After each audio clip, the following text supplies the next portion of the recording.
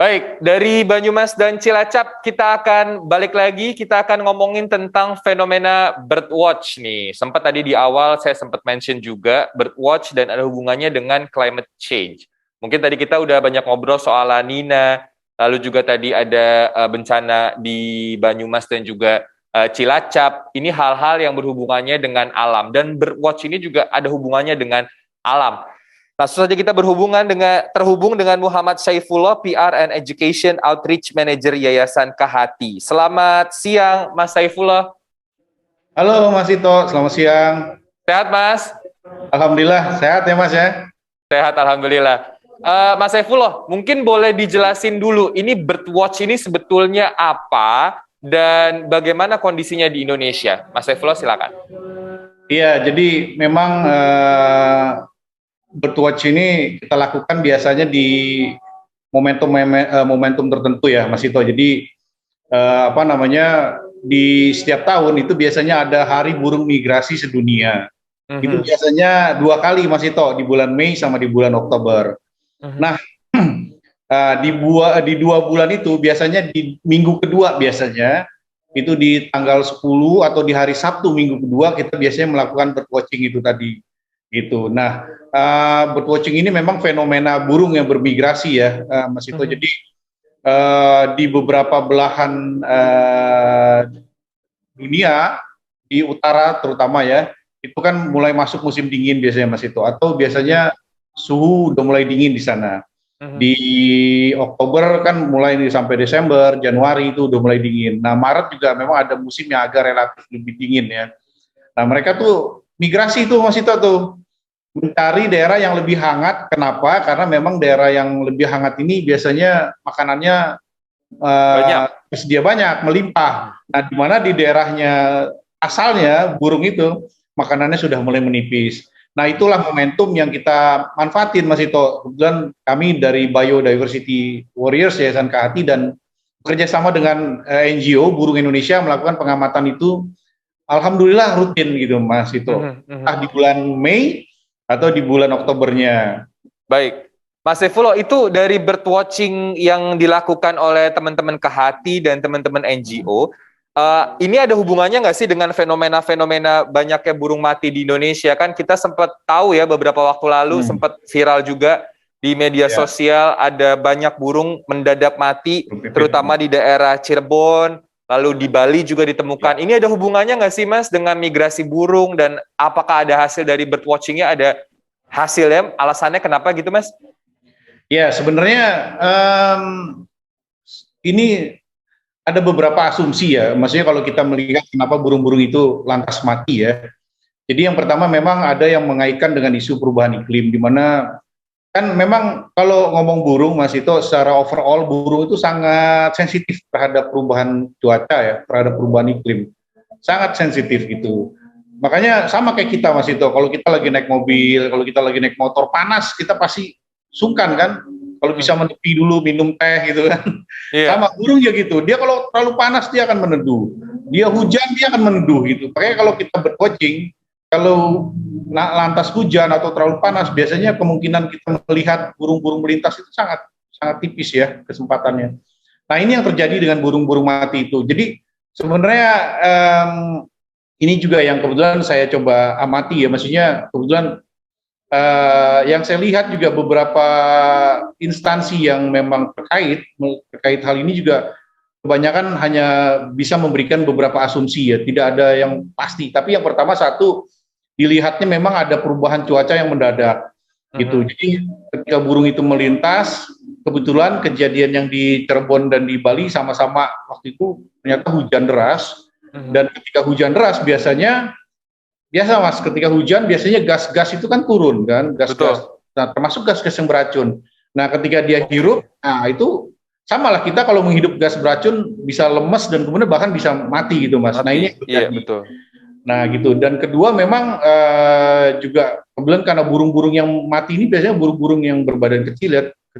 Dia rentan sekali apalagi ketika angin badai gitu ya, hujan, dan ketika kondisinya begitu bisa kemungkinan dia akan mati. Ada juga kalau yang di Bali ya Mas ya, itu karena tadi ya ada asumsi juga kemungkinan besar dia makan dari padi-padi yang baru ditanam yang disemprot pestisida. Oke. Gitu. Jadi ada beberapa asumsi yang bisa dibilang terjadi dalam fenomena matinya burung-burung di beberapa lokasi di Indonesia. Nah, saya mau balik ke birdwatching dan migrasi burung-burung itu. Kalau dari hasil birdwatching teman-teman Kehati dan NGO lain, apakah migrasi burung sekarang ini memang terganggu, Mas, karena adanya climate change? Apakah jumlah jadi sedikit, atau mungkin mereka tidak bermigrasi, atau seperti apa? Ada hubungannya nggak sih, Mas, sebetulnya? Ya, sangat berhubungan banget, Mas Ito ya. Jadi memang kalau bicara konteks hubungannya si burung ini dengan dampak perubahan iklim ya, itu banyak banget gitu loh. Pertama gini, perubahan iklim yang berada di tempat asalnya si burung itu juga. Biasanya burung kan biasanya udah punya pola-pola yang tetap tuh, dia sudah terikot ya. Atau kok di tempat dia masih panas gitu. Atau di tempat dia berubah drastis, biasanya yang dia anggap masih panas atau langsung dingin gitu. Nah, itu yang memang mempengaruhi pola migrasi dia. Nah, kita sudah tunggu-tunggu gitu ya. Biasanya polanya itu tadi kan Mas ya, Mei sama Oktober, atau ternyata sudah migrasi duluan atau ternyata terlambat migrasinya. Nah, terus kedua yaitu tadi Mas, bahwa banyaknya deforestasi, terus ada banyaknya penggundulan hutan, atau yang biasanya daerah-daerah yang biasa tempat hinggap mereka gitu Mas. Kan mereka pasti akan hinggap-hinggapnya sampai ke daerah tujuan yang memang mereka sasar gitu ya. Ternyata hutannya udah nggak ada, gundul gitu. Yeah. Nah, itu mereka pasti otomatis akan bingung ya Mas ya. Akan bingung, atau mereka akan cari daerah yang bisa mereka hinggapi. Yeah. Kalau ketemu, kalau enggak ya mereka lelah, bahkan bisa mati akhirnya jadinya Mas. Karena mereka migrasi itu ribuan kilometer loh Mas. Betul. Itu kan melelahkan ya Mas. Kalau kita ngapain kan pasti mereka butuh tempat untuk singgah gitu. Terus tempatnya nggak ada, pasti jadi chaotic gitu ya Mas ya. Betul. Nah, terus juga terkait isu perubahan iklim tadi ya, yaitu tadi ya, ada banyaknya hutan yang digunduli atau segala macam, otomatis habitat dia istirahat hilang atau berkurang, dan pasti pola makanan mereka di sana juga akan berkurang. Nah, itu berpengaruh ke mereka. Jadi makanya itu tadi Mas, ketika kita birdwatching, kita mau tahu nih dari data tahun-tahun sebelumnya, apakah dia semakin bertambah atau semakin berkurang. Nah, ini juga menjadi indikator kan Mas sebenarnya. Sebenarnya apa yang harus dilakukan oleh semua pihak termasuk pemerintah daerah nih, yang menarik gitu Mas.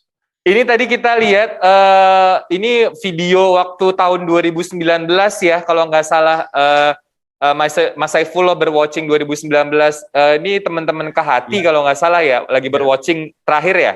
Iya, betul Mas. Oke, kalau dari Kehati sendiri, sekarang masih suka birdwatching nggak di tengah pandemi? Terus mungkin ada program-program lain Mas yang bisa di-share? Ya, tahun lalu sih sempat vakum ya Mas, yang 2020 ya, karena memang pandemi lagi puncak-puncaknya, kita juga agak worried ya kalau kita lakukan. Betul. Ini memang datanya juga ketika saya cross-check ke beberapa teman NGO yang lain yang biasa rutin melakukan pengamatan, ini juga memang agak terkendala ya. Gitu. Nah, insya Allah sih kita akan ke depannya, kalau memang pandemi sudah selesai, kita akan terus kita akan terus galakin, terutama anak-anak muda nih. Birdwatching itu satu hal yang menarik Mas. Di kota aja kita bisa melakukan itu, kayak di Muara Angke. Ini kalau nggak salah di Pantai Indah Kapuk ya Mas ya, daerahnya. Betul. Ya, di utara di Jakarta ya. Muara Angke Kapuk. Di Muara Angke, sorry. Iya betul. Angke Kapuk. Iya. Gitu. Nah, yang sedih itu Mas Ito, ketika kita ke sana ya, ada burung-burung air yang makan plastik, sampah plastik gitu. Itu memang jadi menyedihkan ya gitu. Betul. Apalagi Jakarta itu ya, hutan kotanya yang ada di Muara Angke Kapuk itu luasnya cuma 44 hektar. Betul. Cuma segitu-gitunya gitu. Dan sulit untuk bertambah kayaknya ya Mas ya. Nggak mungkin bertambah bahkan kan. Kemungkinannya sulit, betul. Mas, terakhir mungkin kalau mau cek-cek, ada Instagram dari Kehati yang bisa di-share Mas? Oh iya, jadi kita ada @yayasan Kehati Mas. Ada Instagram Yayasan Kehati. Ya. Baik. Mas Saifullah, terima kasih atas waktunya. Salam untuk teman-teman. Mudah-mudahan bisa segera birdwatching lagi dan kita tunggu update beritanya. Terima kasih Mas Saifullah. Terima kasih Mas Ito.